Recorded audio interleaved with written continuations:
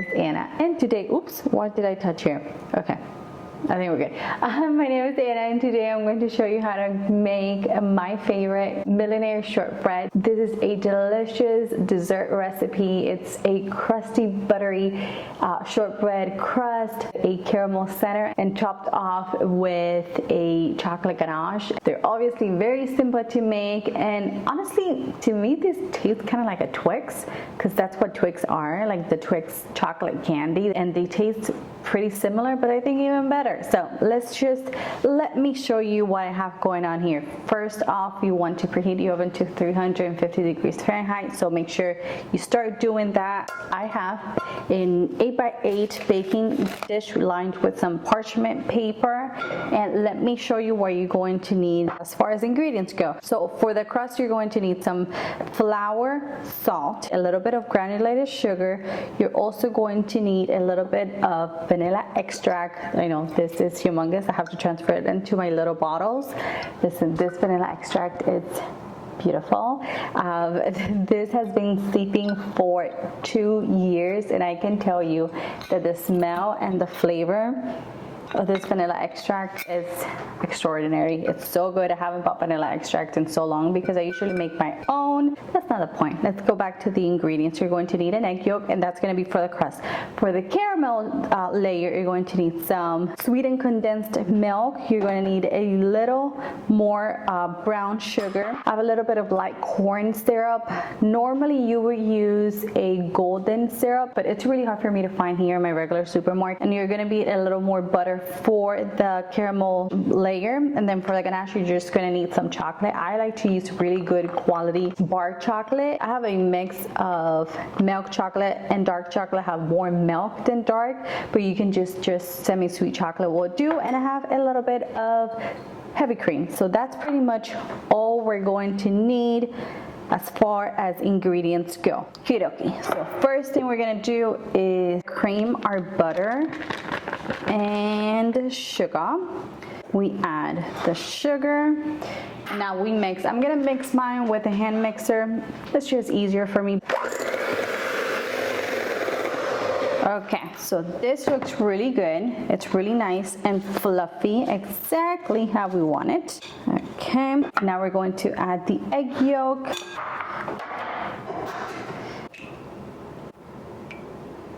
Okay, so we add the egg yolk. You can save the egg whites for an omelet, whatever else you want. It's really, really delicious. Where's my vanilla? Gonna add a generous amount of vanilla extract. I don't measure, I just eyeball it, but it's gonna be about a teaspoon of vanilla extract. And now we mix again.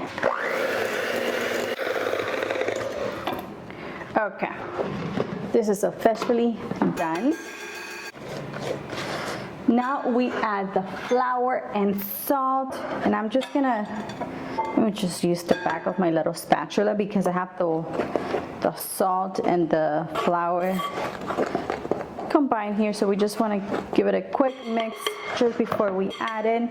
And now we add our flour and salt to the mixture, and now with our spatula we just mix. Now you want this to resemble some sort of like coarse sand texture.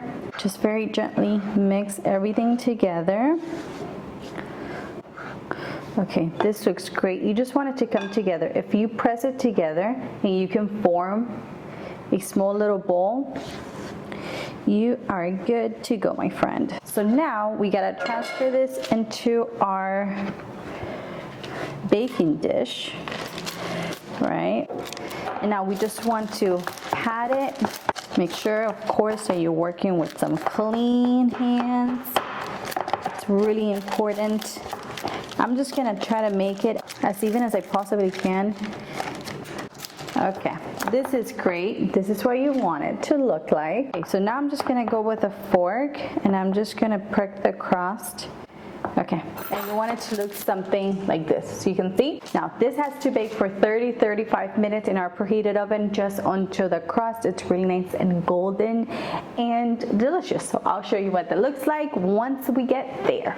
Okay, now we are going to start making the chewy, delicious caramel layer. My shortbread crust is almost done. It just needs 5 more minutes, so it's a perfect time to start working on our caramel. And this is really simple. You just pretty much add all of the ingredients to a medium saucepan. Make sure you don't use a saucepan that's too small, because what's gonna happen if it's too small, once the caramel kind of starts bubbling, it's going to kind of like splatter all over the kitchen. I left a little bit in the can because I just love. There's something about condensed milk that's absolutely delicious, and I can't resist myself, and I don't want to resist myself. So butter, sugar, and the corn syrup. You really don't have to use the corn syrup. I really like to add it because it helps with the caramelizing process. It prevents the caramel from crystallizing too much or too quickly. So, and now we just want to cook this. I'm mixing it just until everything's pretty much combined. I'm breaking down the brown sugar a little bit as I go. I'm gonna cook this for about 10 minutes. This is what the mixture looks like at the moment. As you can see, it's kind of like a pale color. You want it to change and turn into a really nice golden butternut scotch kind of color, kind of like an amber color. It's also going to thicken up a little bit more because you can see it's pretty runny. So we have to mix this pretty frequently until it gets to that stage. I personally like to use a cooking thermometer to check the temperature. Once it hits about 220 to 225 degrees Fahrenheit, you know that your caramel is good to go. My caramel is pretty much done, as you can see. I mean, I think the camera shows it a little bit lighter than what it is. So you just want to let it cook on medium heat until it comes to a boil. Once it comes to a boil, you want to lower the heat and you want to let it cook just till it gets a kind of like darker color. And it also, look how thick and beautiful the caramel is at this point, and it should also start separating from the side of the pan. My shortbread crust also came out of the oven and it is looking spectacular. So you can see it's really nice and golden around the edges, and now we want to add our caramel right on top. This smells fantastic. It smells so delicious, and you just want to add it right on top. Now we're gonna spread it evenly all over. Okay, this is looking wonderful already.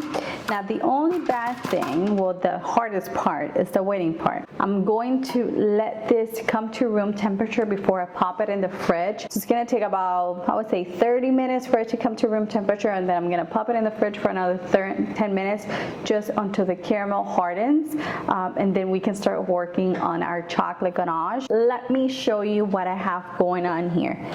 First thing I'm gonna do is turn on my heat to medium low. I have my cream in here, and we want to bring it to a simmer just until it's hot enough to melt the chocolate. So since I am using a bar chocolate, I am going to give this a rough chop just so the chocolate's really nice and small, where it melts a little bit better. Remember, keep an eye on your cream because you don't want to bring it to a boil, otherwise it's going to be too hot for the chocolate, and we don't want that. You also want to make sure the caramel layer is pretty set before you do this, because you wouldn't want to add the chocolate ganache on top of that not yet cooled caramel, because everything's gonna combine instead of it creating layers. Okay, now we add the chocolate back into our bowl, and now we just pour all of the cream over the chocolate, and we're gonna let it sit just like that for around a minute or so. And the heat from the cream is going to start melting the chocolate very slowly. I let the chocolate sit with the heavy cream for a little bit, and it's not completely melted, and sometimes that happens, and that's okay, because here's what you can do. If your chocolate is not completely melted, at this point, to the same saucepan, I didn't even clean it, I added a tiny bit of water. I'm telling you, like a drop of water. There's really not much water in there at all. Probably like two tablespoons of water or so. And here is what we are going to do. I'm going to place my heat-proof bowl on top of the saucepan, and now we are going to very gently melt the chocolate using the double boiler method. It's just gonna take a few seconds because most of the chocolate is melted. You can also do this in the microwave. You just have to be careful because you don't want to risk burning your chocolate. My chocolate, it's looking great. It's been melted all the way. Now I'm going to get a towel. I'm going to make sure I remove any condensation from the bottom. And I want you to see what it needs to look like. It's really creamy, but it's a bit on the thicker side, as you can see, but it's still pourable. That's exactly what it should look like. I have my cooled shortbread here. Now we're gonna pour this all over our caramel. Now with my spatula, I'm gonna go make sure that the chocolate covers every single last bit. You want everything to be obviously really even and nice. And now with my spatula, I'm gonna go ahead and create kind of like, not really a design, but some sort of something that looks like this. It looks really pretty. And now I'm going to top mine with a little bit of sea salt flakes, flaky salt. Because let me tell you, the saltiness, remember, I didn't really add any salt to the caramel layer because I don't want it to be kind of like a salted caramel situation. I really want it to taste more of a like soft caramel.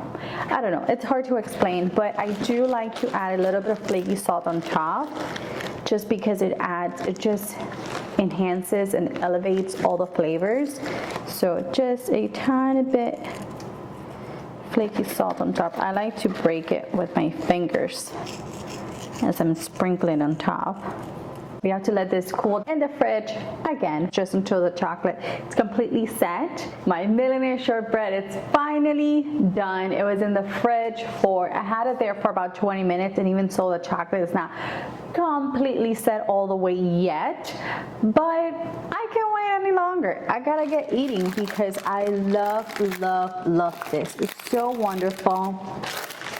And it's pretty set around the edges. The center is not completely set all the way, but like I said, it's totally fine. We're gonna cut it, and you can cut this as big or as small as you like. I like to do pretty decent size little squares, right? Let me just clean my knife. So you can get about 12 little pieces, or 9 if you want it bigger. And this is what I love about it. Look at those layers. You see that?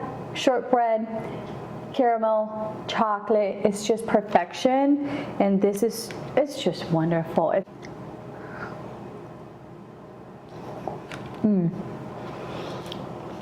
The shortbread cookie crust, it's just like the perfect combination. You got cookie, you got caramel. I feel like I have chocolate over my teeth. I personally love caramel, and then you got the beautiful chocolate layer. It's just delicious.